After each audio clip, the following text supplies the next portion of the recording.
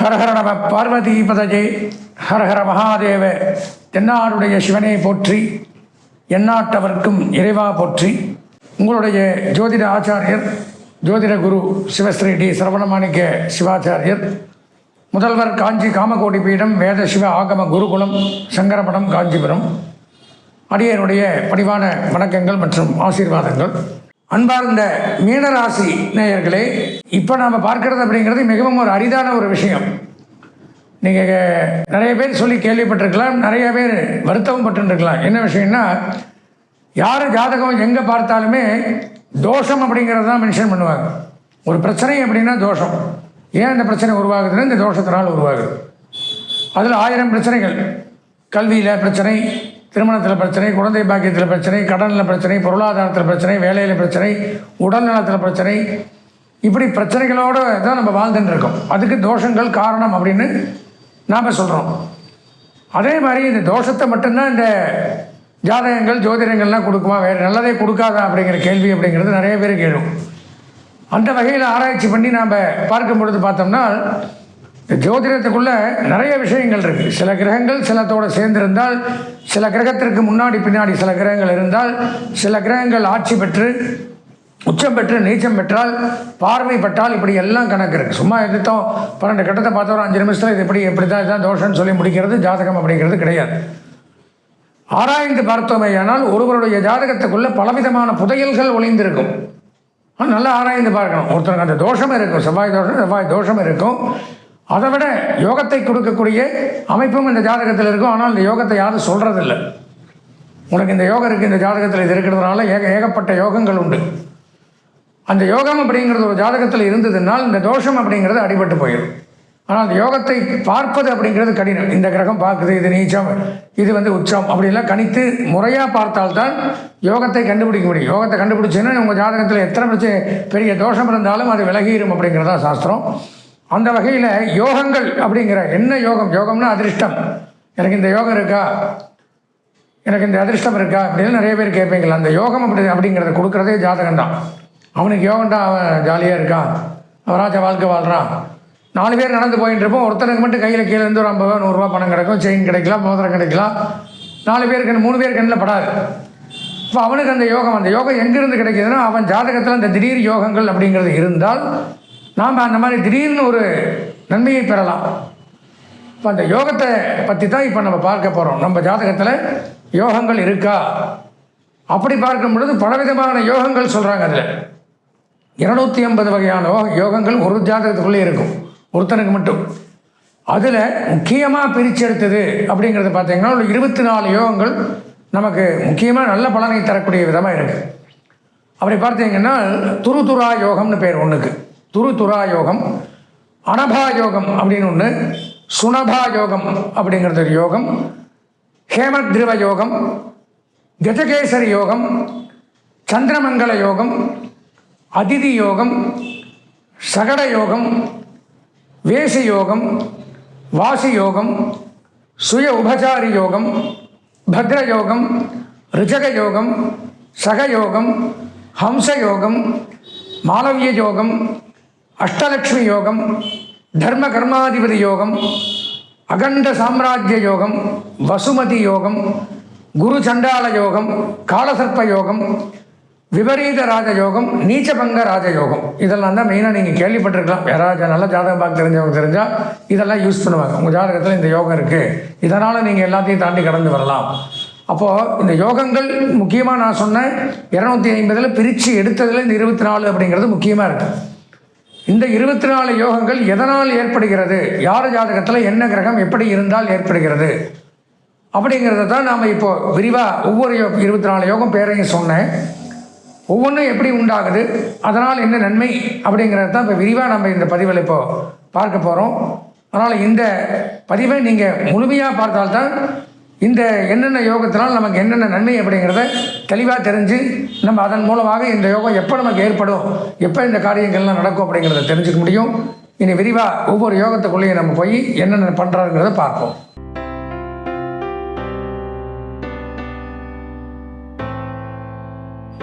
பத்ர யோகம். பத்ர யோகம்ங்கிறது எப்படி ஏற்படுது? இதனால் என்ன நன்மைகள் அப்படின்னு பார்த்தோம்னா பஞ்சமகாபுருஷ யோகங்கள்னு சொல்லுவாங்க. இந்த பஞ்சமகாபுருஷ யோகங்களில் புதனை வைத்து கூறுவது இந்த பத்ர யோகம் முதலாவதாக வருவது. அதாவது ஒருவருடைய ஜாதகத்தில் புதன்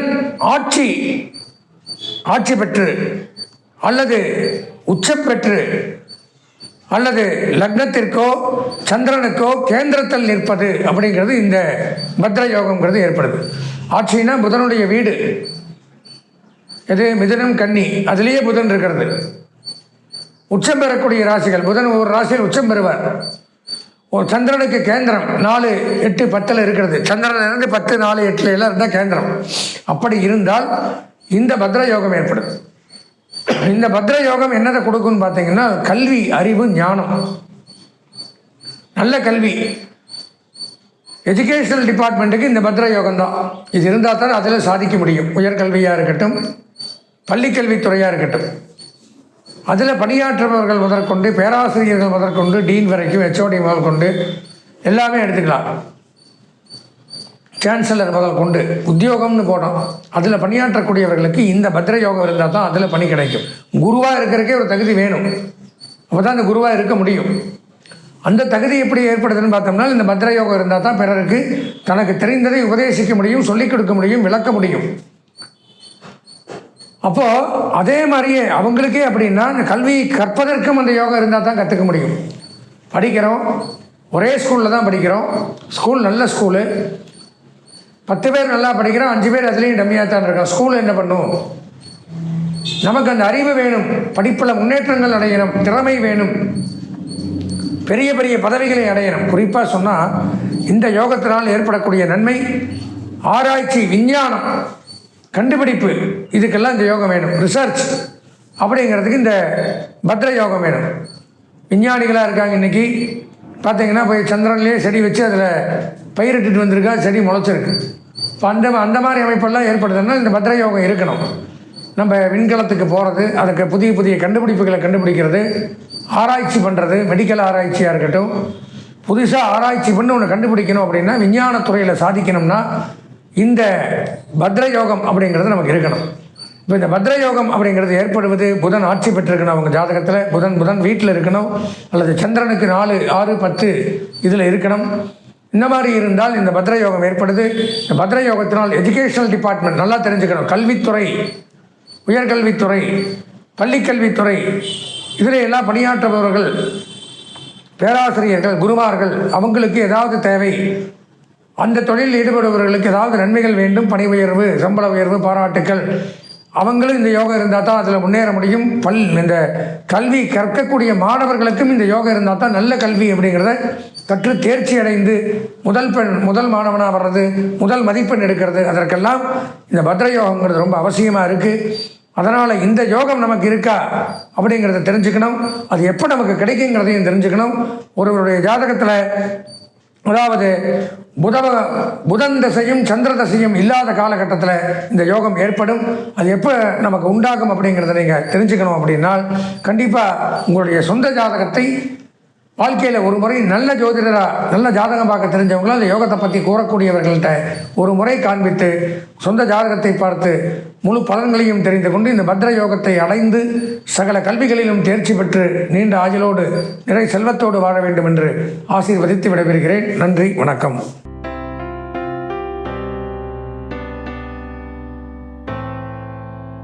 அன்பார்ந்த நேயர்கள் அனைவருக்கும் என்னுடைய பணிவான வணக்கங்கள். நாம் பார்க்கறது அப்படிங்கிறது பல பேருடைய வாழ்க்கையில் இந்த பிரச்சனை அப்படிங்கிறது வருது. என்ன பிரச்சனை அப்படின்னு பார்த்தீங்கன்னா திருமணத்திற்கு தடையாக விளங்கக்கூடிய ஒரு தோஷம். முக்கியமான காரணம் திருமணத்தை தள்ளி போக வைக்குது. என்ன வசதி வாய்ப்புகள், கல்வி, உத்தியோகம் இருந்தாலும் இந்த ஒரு பிரச்சனையினால் பல பேர் வாழ்க்கையில் திருமணம் தாமதமாகுது. இதை தெரிஞ்சுக்கணும். அது என்னன்னு பார்த்தீங்கன்னா செவ்வாய் தோஷம் அப்படின்னு சொல்லுவாங்க, அங்காரக தோஷம். செவ்வாய் தோஷம் எதனால் ஏற்படுகிறது அப்படின்னு பார்த்தா ஒருவருடைய ஜாதகத்தில் இந்தந்த ஸ்தானத்தில் இந்த செவ்வாய் பகவான் இருந்தால் செவ்வாய் தோஷம் அப்படிங்கிறது ஏற்படுது. ஃபஸ்ட்டு லக்னம் அப்படிங்கிற 1வது வீடு, லக்னத்தில் செவ்வாய் இருந்தால் செவ்வாய் தோஷம். அடுத்தது பார்த்தீங்கன்னா லக்னத்திற்கு அடுத்த வீடு 2ஆம் இடம் அப்படின்னு சொல்லக்கூடிய 2வது ஸ்தானத்தில் 2ஆம் பாவத்தில் இருந்தால் இந்த செவ்வாய் தோஷம் அப்படிங்கிறது சொல்கிறாங்க. அதுக்கப்புறம் 4ஆம் இடம் 4வது பாவம் அதில் இருந்தாலும் இந்த செவ்வாய் தோஷம்னு சொல்லுவோம். அப்புறம் 7ஆம் இடத்துலையோ 8ஆம் இடத்துலையோ கலத்திரஸ்தானம் திருமணஸ்தானம்னு சொல்லக்கூடிய இடத்துல செவ்வாய் பகவான் இருந்தாலும் செவ்வாய் தோஷம். கடைசியாக சொல்லக்கூடியது 12ஆம் இடத்துல செவ்வாய் இருந்தாலும் செவ்வாய் தோஷம். அப்போது லக்னம் 2, 4, 7, 8, 12ஆம் இடத்துல செவ்வாய் இருந்தால் செவ்வாய் தோஷம் அப்படிங்கிறத உறுதி செய்கிறாங்க. செவ்வாய் தோஷம்னா என்ன அப்படின்னா, செவ்வாய் இருக்கிறதுனால செவ்வாய் தான் பொதுவாக பிளட்டுக்கு அதிபதி, ரத்தத்துக்கு அதிபதி செவ்வாய். செவ்வாய் தோஷம்னு இருந்ததுனால் இவருடைய பிளட்டுக்கும் திருமணம் பண்ணி வரக்கூடிய மனைவிக்கோ கணவனுக்கோ அவங்களுடைய இரத்த சம்பந்தமான பிரச்சனைகள் அப்படிங்கிறது ஏற்படும். நெகட்டிவ் பாசிட்டிவ்லாம் சொல்கிறாங்கல்ல, அது மாறுபடும். அதனால தான் செவ்வாய் தோஷம் இருக்கிற ஜாதகம் செவ்வாய் தோஷத்தோடு தான் பண்ணணும்னு சொல்லுவாங்க.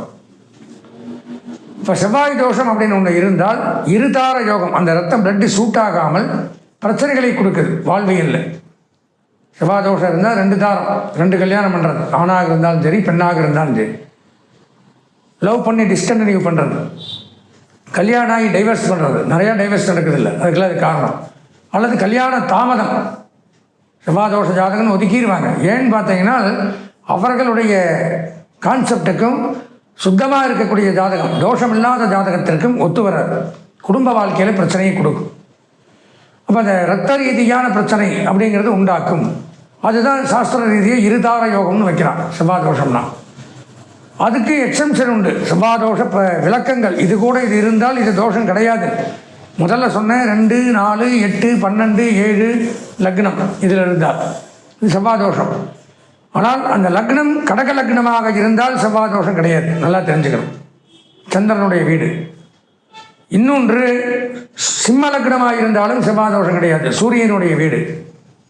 அதாவது நம்மளுடைய ஜாதகத்தில் லக்னம் கடக லக்னமாக இருந்தும் சிம்ம லக்னமாக இருந்தாலும் செவ்வாய் எந்த கட்டத்தில் இருந்தாலும் நமக்கு செவ்வாய் தோஷங்கிறது கிடையாது. அதே மாதிரி செவ்வாய் கூட நான் சொன்ன தோஷஸ்தானம் சொன்னல 2, 4, 8, 12, 7 இதில் கூட சந்திரனோ குரு பகவானோ சேர்ந்திருந்தாலும் செவ்வாய் தோஷங்கிறது கிடையாது. பரிகார செவ்வாய் தோஷம் விதி விலக்கு அவனுக்கு. குரு பார்வை இருந்தாலும் செவ்வாய் தோஷம் கிடையாது. குரு ஒரு இடத்துல இருக்கார், அவர் பார்க்க குரு எது பார்க்குறாரு, எப்போவே எங்கே பார்ப்பார்? 2, 5, 7, 9, 11 5 பார்வை, 5 வீட்டை பார்ப்பார். அவர் பார்வை பார்க்குற இடத்துல செவ்வாய் இருந்தாலும் அந்த இடம் செவ்வாய் தோஷத்துக்கு உண்டான இடமா இருந்தாலும் அந்த செவ்வாய் தோஷம் நிவர்த்தி, செவ்வாய் தோஷங்கிறது கிடையாது. அப்போது இது தெரியாமல் பொதுவாக நிறைய பேர் பார்த்தோம்னா இது செவ்வாய் தோஷம், இதனால் திருமணம் இந்த ஜாதகத்தை ஒதுக்கீர் பாவம் பார்த்தா பல பெண்களுடைய ஜாதகத்தில் 32 வயசு 33 வயசு ஆகி திருமணம் ஆகாமல் இருக்குது. அப்போது இந்த செவ்வாய் தோஷங்கிறது இந்தந்த இடத்துல இருந்தால் தோஷம், இப்படியெல்லாம் இருந்தால் தோஷம் இல்லை. லக்னத்தில் கடக லக்னமாக இருந்தும் கூட சந்திரன் குரு இருந்தாலும் சிம்ம லக்னமாக இருந்தாலும் தோஷங்கள் விதி விலக்கு. இதெல்லாம் புரிஞ்சுக்கணும். ரொம்ப போட்டு குழப்பின்னு செவ்வாய் தோஷம்னு சொல்லி ஜாதகத்தை ஒதுக்க வேண்டாம். அதனால் இது செவ்வாய் தோஷம்னா பரிகார செவ்வாய் தோஷமா, தோஷ நிவர்த்தி ஜாதகமா, இது எக்ஸம்ஷனா, இது கிடையாதா, இது விலகிருச்சா, இப்படிலாம் தெரிஞ்சுட்டு தான் நம்ம செவ்வாய் தோஷத்தை பற்றி பேசணும். அதனால் இந்த செவ்வாய் அப்படிங்கிறவர் நன்மை தரக்கூடியவர் தான். இருக்கும் இடத்தை பொறுத்து பல நன்மையை கொடுப்பார். சேர்வார் சேர்க்கையின் மூலம் தோஷத்திலிருந்து விலகுவார். அப்போது அது எல்லாருக்கும் இருக்காது, ஏதோ ஒரு சில பேருக்கு அது இருக்கும். அப்படி இருந்தாலும் அதற்குண்டான பரிகாரங்கள் அப்படிங்கிறது இருக்குது. அந்த பரிகாரங்களை முறையாக பண்ணிட்டால் அந்த தோஷம் நிவர்த்தி ஆகிடுது. அதற்கப்புறம் அந்த ஜாதகத்துக்கு நல்ல திருமணம் அப்படிங்கிறதையும் செய்யலாம். எனவே செவ்வாய் தோஷம்னா இதுதான். இந்த மாதிரி இதை கூட இது சேர்ந்தால் இதுக்கு தோஷங்கள் கிடையாது அப்படிங்கிற நிறையா விதிவிலக்கு இருக்குது. அதனால் செவ்வாய் தோஷத்தை கண்டு யாரும் பயப்பட வேண்டாம். அப்போது நமக்கு சொந்த ஜாதகத்தில் செவ்வாய் இருக்கா தோஷம் இருக்கா கண்டுபிடிக்கணும், தெரிஞ்சுக்கணும், ஏன் தடையாகுதுன்னு நீங்கள் ஆசைப்பட்டீங்கன்னா, சொந்த ஜாதகத்தை பார்க்கணுன்னு ஆசைப்பட்டீங்கன்னா இந்த ஸ்டாலிங்கில் கீழே வாட்ஸ்அப்பில் நம்பர் வரும். அந்த நம்பருக்கு தாராளமாக நீங்கள் தொடர்பு கொண்டீங்கன்னா உங்கள் சொந்த ஜாதகத்தையும் பார்த்து செவ்வாய் தோஷம் பரிகார செவ்வாய் தோஷமா, அடிப்பட்ட செவ்வாய் தோஷமா, இல்லை முழுமையான செவ்வாய் தோஷமா அப்படிங்கிறத நம்ம தெளிவாக தெரிஞ்சுட்டு அதற்குண்டான பரிகாரங்களையும் பண்ணி தோஷத்தை விலக்கி நம்ம என்ன எதிர்பார்க்கிறோமோ அந்த காரியத்தை எளிமையாக நடத்தி கொள்ளலாம்.